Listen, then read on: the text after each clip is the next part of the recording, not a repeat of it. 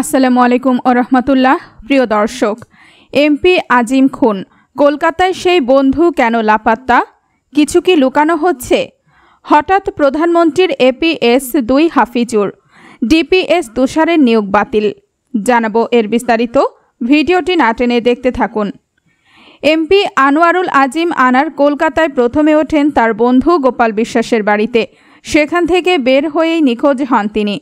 এরপর 22 মে কলকাতার নিউ টাউনের একটি ফ্ল্যাটে আজিম খুন হন বলে গণমাধ্যমে খবর প্রকাশিত হয়।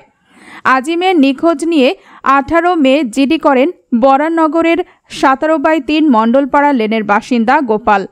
তবে পরদিন থেকে লাপাত্তা গোপাল, তার কোনো খোঁজ পাচ্ছে না গণমাধ্যম কর্মীরা। জানা যায়, স্বর্ণের ব্যবসা সূত্রে এমপি আজিমের সঙ্গে 25 বছরের বন্ধুত্ব গোপালের। তার সঙ্গে 19 মে সকাল 9:20 দিকে কথা হয়।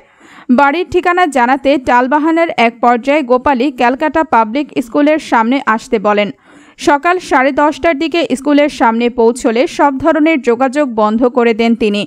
2টি ফোন নম্বর বরাবর বাজলেও রিসিভ হয়নি।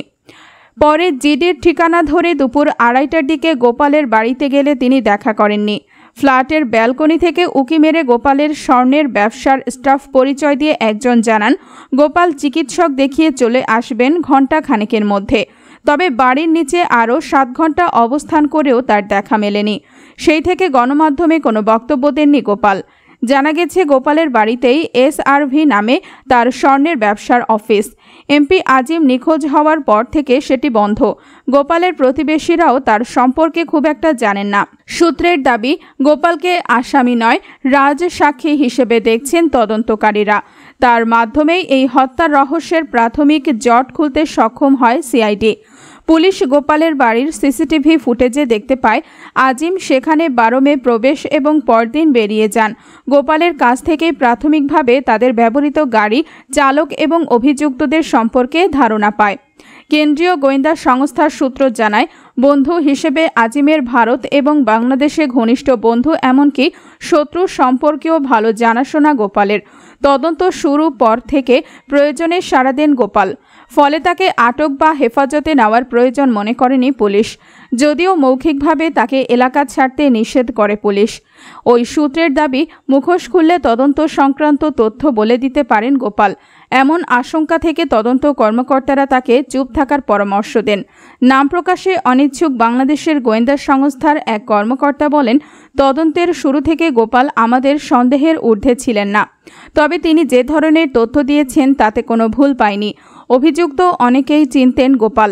ফলে তদন্ত খুব কম সময়ে দ্রুত এগিয়েছে। সিআইডির তদন্ত কর্মকর্তারা বলেছেন, শুরু থেকেই সব ধরনের তথ্য দিয়ে সহযোগিতা করছেন গোপাল। আমরা তাকে আড়ালে থাকার পরামর্শ দেইনি। তবে স্বাস্থ্যজনিত কারণে নিজেই কিছুটা আড়ালে আছেন। তার নিরাপত্তার ঝুঁকির বিষয়টিও আমাদের ভাবতে হচ্ছে। এদিকে মঙ্গলবারও গোপালের নম্বরে একাধিকবার যোগাযোগ করা হলেও তাকে ফোনে পাওয়া যায়নি। এদিকে প্রধানমন্ত্রীর সহকারী একান্ত সচিব 2 APS-2 গাজী হাফিজুর রহমান এবং উপ প্রেস সচিব DPS হাসান জাহিদ তুষারের চুক্তিভিত্তিক নিয়োগ বাতিল করা হয়েছে। হাফিজুর ও তুষারের চুক্তিভিত্তিক নিয়োগ বাতিল করে বুধবার জনপ্রশাসন মন্ত্রণালয় থেকে প্রজ্ঞাপন জারি করা হয়েছে। প্রজ্ঞাপনে বলা হয়েছে, সম্পাদিত চুক্তিপত্রের অনুচ্ছেদ 8 অনুযায়ী তাদের চুক্তিভিত্তিক নিয়োগ 1 জুন থেকে বাতিল করা হলো। প্রধানমন্ত্রী শেখ হাসিনার নেতৃত্ব নতুন সরকার গঠনের পর চলতি বছরের 28 জানুয়ারি তার সহকারী একান্ত সচিব APS-2 পদে গাজী হাফিজুর রহমান নিয়োগ পান। একই দিন হাসান জাহিদ তুষারও উপ প্রেস সচিব নিয়োগ পেয়েছিলেন। প্রধানমন্ত্রীর মেয়াদকাল বা তার সন্তুষ্টির সাপেক্ষে যেটি আগে ঘটে, তাদের হাফিজুর ও তুষার ওই চুক্তিভিত্তিক নিয়োগ বহাল থাকবে বলে নিয়োগের প্রজ্ঞাপনে জানানো হয়েছিল। গাজী হাফিজুর রহমান 2008 সাল থেকে প্রধানমন্ত্রীর কার্যালয়ের অ্যাসাইনমেন্ট অফিসার হিসেবে দায়িত্ব পালন করছিলেন। 2019 সালে তিনি প্রধানমন্ত্রীর APS-2 পদে নিয়োগ পান। হাফিজুর রহমান ছাত্রজীবনে গোপালগঞ্জের বঙ্গবন্ধু সরকারি কলেজে ছাত্রলীগের সাধারণ সম্পাদক ও ভিপি ছিলেন। পরবর্তীতে জেলা ছাত্রলীগের সাধারণ সম্পাদক ও আওয়ামী লীগের কেন্দ্রীয় উপকমিটির সহ সম্পাদক ছিলেন। এদিকে সাংবাদিক হাসান জাহিদ তুষার সরকারের গত মেয়াদে প্রধানমন্ত্রী শেখ হাসিনার উপ প্রেস সচিব পদে নিয়োগ পান। এর আগে তিনি একটি ইংরেজি দৈনিকে কর্মরত ছিলেন।